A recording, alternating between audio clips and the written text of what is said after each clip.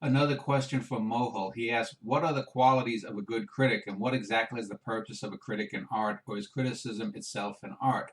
Well, those three questions. Basically, the qualities of a good critic are objectivity, knowledge, accuracy.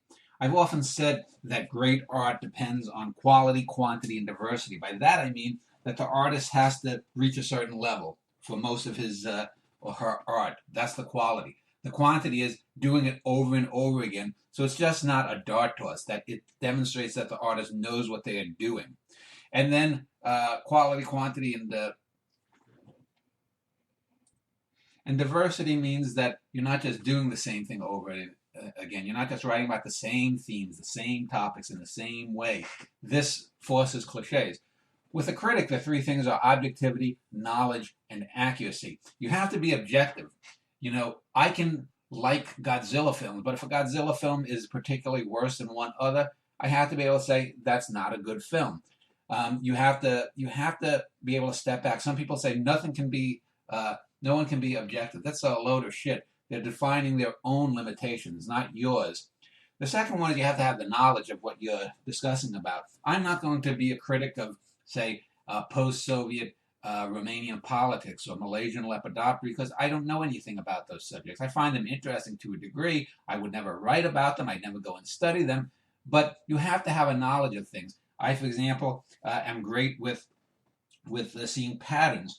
I could have been probably a great mathematician, but mathematics bored me. Art doesn't. So my skill in pattern recognition has gone towards art. So I have the knowledge, and then you have to be accurate. Not only be objective, but accurate in that you don't have these lapses into your own personal biases. You have to know what you're doing. You have to be able to say this is bad, this is good, and be relatively right on. The second part of your question, or your three questions, was what exactly is the purpose of a critic in art? Well, a critic has to help educate people.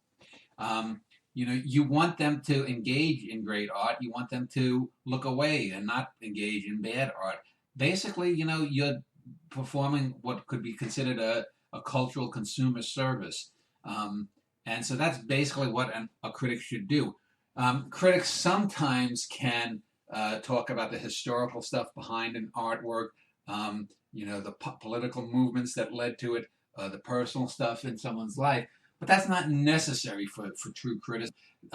Those historical, psychological aspects can sometimes broaden up criticism, but more often than not, they don't. They often, and more often than not, hamper it. The last part that Mohol asked about is criticism itself an art? Now, this is something that is of a different take. Criticism is not an art, it's a tool.